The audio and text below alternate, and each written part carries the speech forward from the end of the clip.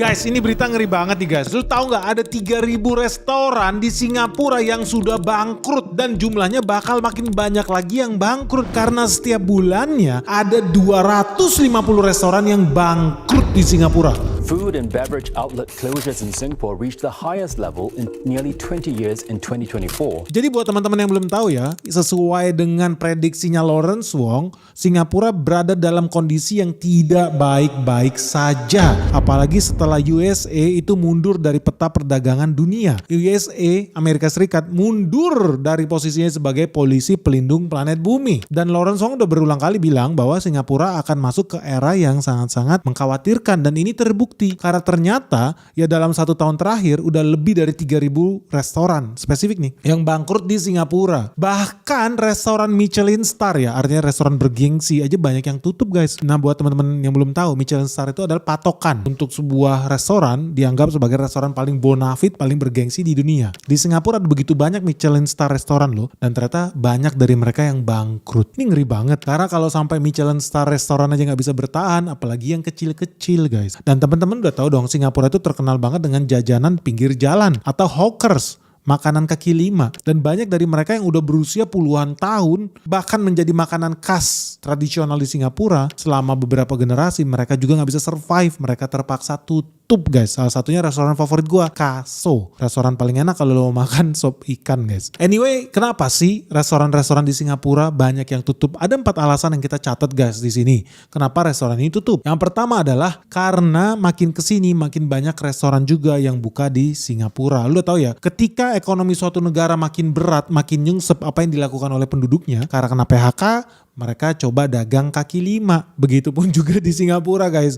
Banyak orang kena PHK karena banyak pabrik-pabrik penghematan, banyak kantor-kantor tutup, banyak perusahaan-perusahaan ganti pakai AI. Akibatnya orang-orang korban PHK ini berfantasi mereka bisa jadi pengusaha restoran yang handal, padahal seumur hidup aja belum pernah masak air. Tapi ya sudahlah, seperti di Indonesia, orang kena PHK besok buka cilok, orang kena PHK besok buka nasi goreng. Itu juga yang terjadi di Singapura. Jadi karena krisis ekonomi yang ada di Singapura, mereka kemudian berlomba-lomba buka usaha makanan. Dan apa yang terjadi? Kalau 10 tahun lalu cuma ada 17.200 ya bisnis restoran F&B di Singapura. Hari ini udah ada 23.600 bisnis F&B yang ada di Singapura. Atau kurang lebihnya begini guys, di Singapura itu ya setiap tahun ada 3.000 restoran yang tutup. Tapi pada saat yang sama ada 3.800 restoran yang buka. Jadi lu bayangin aja ya, namanya hukum supply and demand. Kalau makin banyak restoran yang buka, tapi kuenya segitu-segitu doang, lu tahu juga ya penduduk Singapura kan dikit, cuma 9 juta manusia guys. Nggak bertambah banyak, malah berkurang iya.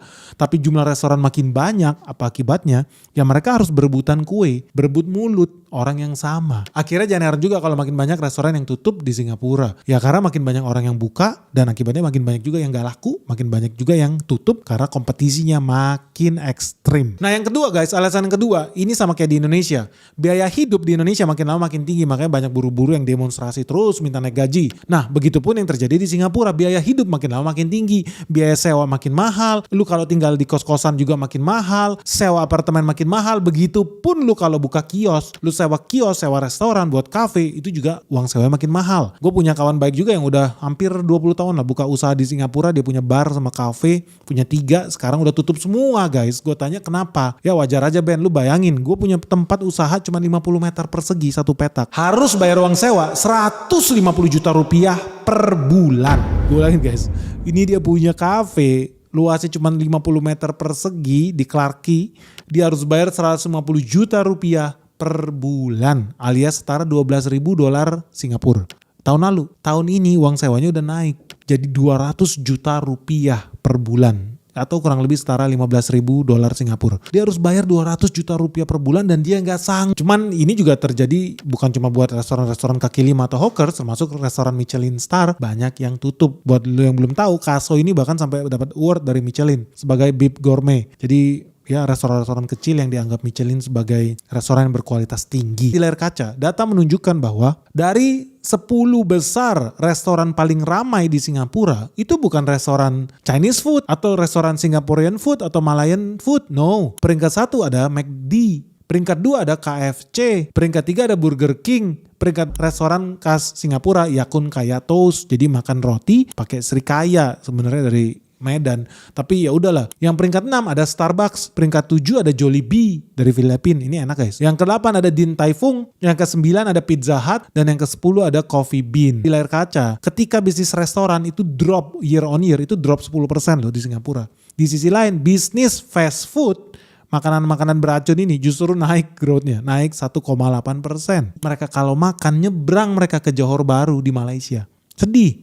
Mereka kalau belanja bulanan harus nyebrang bahkan ke Johor Bahru juga di Malaysia. Bahkan ya mereka mau ke dokter gigi aja itu nggak sanggup lagi bayar dokter di Singapura. Bahkan kalau lihat ya data ya dari bulan Januari sampai Mei 2025 itu turis asing yang datang ke Johor Bahru ada 10 juta manusia guys. Dari 10 juta manusia 8 jutanya dari Singapura. Expat ya, penduduk Singapura yang asli aja itu cuma 6,11 juta jiwa. Tetapi orang Singapura yang belanja ke Johor Bahru Malaysia sudah 8 juta orang.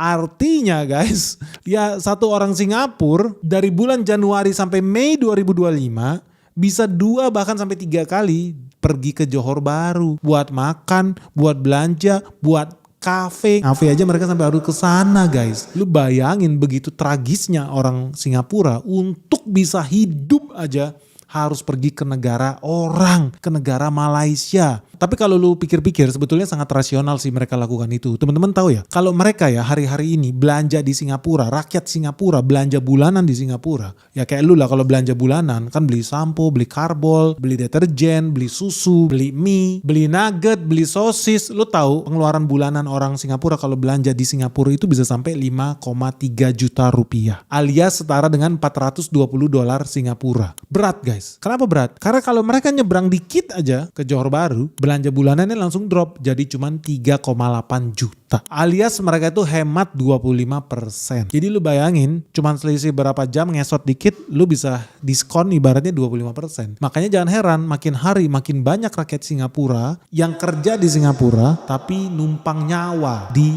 Malaysia. Bahkan pemerintah Malaysia udah menyiapkan denda loh sampai 1 juta ringgit. Ini betul-betul memalukan. Bahkan ada ya warga Singapura tuh tertangkap kamera padahal pakai mobil Inggris Mini Cooper tapi dia bawa jirigen guys. Jadi udah isi mobilnya, bawa lagi ekstra jirigen. Jirigennya juga bukan cuma satu, tapi dia isi banyak jirigen buat dibawa ke Singapura. Gila ini udah kayak penyelundup ini guys. Orang naik Mini Cooper tapi mental penyelundup, maling nih. Contohnya apa yang udah ekspansi? Ya kawan kita Four Fingers udah buka cabang di mana-mana di Indonesia. Ada lagi Putien. Lalu ada lagi Monster Curry. Dan bahkan ya tukang handphone era Jaya lu tahu.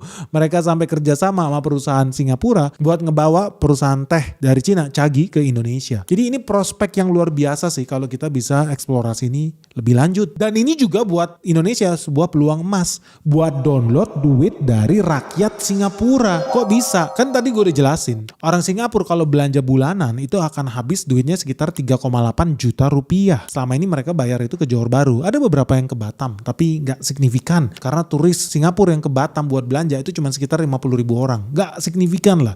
Tapi kalau lu mau seriusin bisnis ini, Indonesia nih khususnya pemerintah Indonesia mau download duit rakyat Singapura itu gampang. Lu bayangin kalau kita bisa download 20% aja dari penduduk Singapura yang 6 juta orang itu berarti sekitar 1,5 juta orang Singapura datang belanja ke Batam. 1,5 juta orang Singapura dikali 3,8 juta rupiah belanja bulanan dia doang loh. Itu artinya rakyat Indonesia atau dalam hal ini Pulau Batam bisa ketimpa duit 6 triliun setiap bulannya. Lu bayangin 6 triliun setiap bulannya. Ini bakal menumbuhkan perekonomian Batam luar biasa sekali. Kenapa? Karena APBD Batam itu cuma 4 triliun guys. 1 tahun. Gue udah bilang. Lu tarik mereka ke sini, tapi caranya gimana yang lebih seksi, yang lebih elegan. Karena sampai detik ini lu tahu jumlah orang Singapura yang ke Batam itu cuma 58.000 manusia per bulan Juli 2025. 58.000 manusia dari Singapura ke Batam. Kalah jauh dibanding yang dari Singapura ke Johor Bahru Malaysia. Bisa sampai 8 juta orang, kan gila. Emang Singapura sama Batam itu dipisahkan laut dan mahal lagi. Lu sekali nyebrang tuh sekitar 500.000. Kalau bolak-balik kan 1 juta rupiah. Di sini gua kasih ide. Lu kan udah tahu mereka bakal spending berapa? 3,8 juta. Tiket kapal feri bolak-balik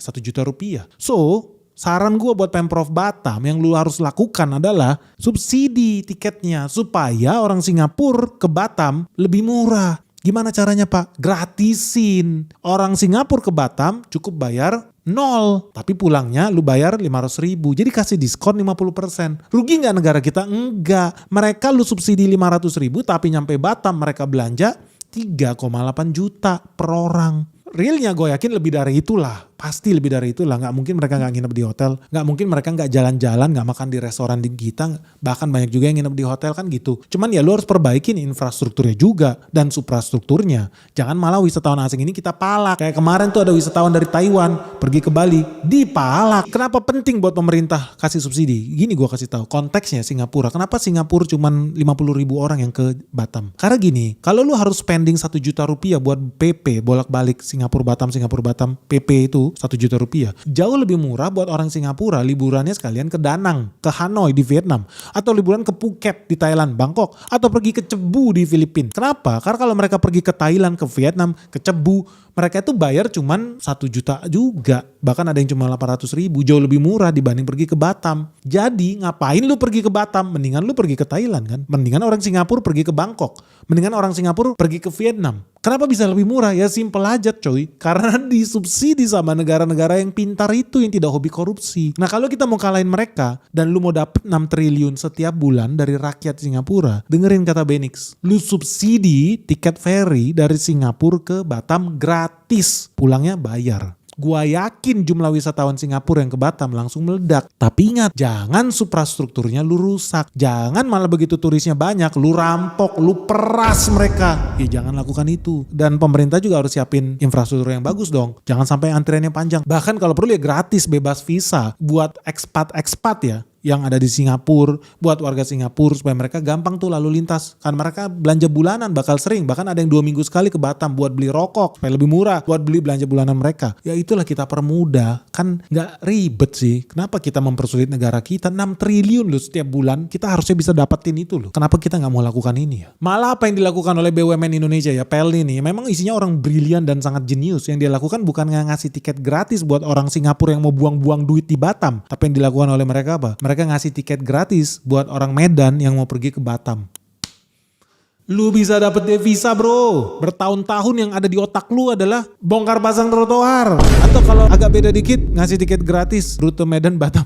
Bro lu bisa dapet devisa dari Singapura ke Batam. Kasih dong tiket gratis buat orang Singapura yang mau ke Batam. Supaya negara kita tambah kaya raya. Supaya banyak orang yang belanja di Batam. Supaya hidup perekonomian di Batam. Masa gak bisa sih sebodoh itu kalian itu. Gak ada gunanya digaji sama rakyat lu. Kesel banget gue asli. Malah ngasih gratis Medan Batam. Tapi ya udahlah guys, itulah realitanya lu hidup di negara Kazakhstan ya. Itulah nasib lu. 6 triliun setiap bulan hangus terbang ke Johor Bahru. Bukannya terbang ke Batam. Pertanyaannya gini guys, lu setuju gak sih kalau Indonesia mensubsidi wisatawan asing, khususnya tadi ya Singapura Batam supaya lebih murah lagi, supaya makin banyak wisatawan yang datang ke Batam? Lu setuju gak? Atau lebih baik kita kayak tadi aja, yang kita subsidi tiket dari Medan ke Batam, tiket dari Bakauheni Merak, atau mendingan lu subsidi orang asing dong, pede dong, punya nyali dong, kayak Thailand. Masa orang bisa lebih murah liburan ke Thailand, Jakarta Thailand dibanding Jakarta Medan? Karena negaranya berani, dia udah ada hitung-hitungannya, ada kalkulator. Masa Indonesia gak bisa pakai kalkulator kayak manusia Flintstone? Lu hidup di zaman batu gak punya kalkulator, gak bisa hitung kerugiannya apa, keuntungannya apa buat bangsa kita. Ini strategik loh, 6 triliun setiap bulan yang sebetulnya bisa kita download cuma dengan modal apa? Subsidi 500.000 rupiah per warga negara asing yang datang ke Batam lewat Singapura.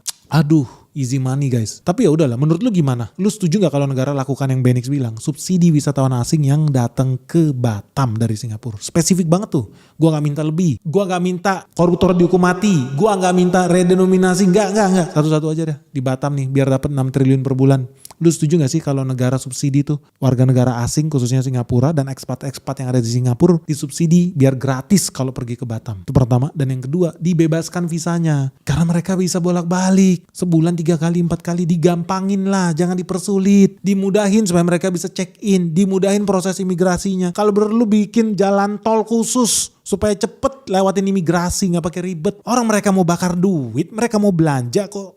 Kenapa dipersulit? Supaya makin kaya rakyat yang ada di Batam. Lu setuju gak sih kalau negara lakukan saran Benix? Dan yang paling penting guys, menurut lu ya, kalau ini bisa dilakukan sama pemerintah Indonesia, mereka punya nyali dan hati buat lakukan ini. Kira-kira siapa sih emiten yang bakal diuntungkan? Ya namanya juga channel investasi guys. Lu harusnya udah tahu dong, perusahaan apa yang diuntungkan kalau negara punya hati buat lakukan ini, memajukan ekonomi rakyat Batam ya. Cuma dengan modal 500.000 per kepala turis asing. Atau lu ada solusi lain nih, supaya kita bisa memanfaatkan keterpurukan rakyat Singapura nih dibanding Johor Bahru terus yang dapat duit, dibanding Malaysia terus yang dapat. Sorry nih ya buat follower gue yang ada di Malaysia, sorry nih, tapi gue ngomongin bisnis di sini. Ada peluang bisnis ya, namanya juga bisnis kompetisi. Atau lu ada saran lain gimana caranya supaya makin banyak wisatawan Singapura yang datang ke Batam dan belanja di Batam?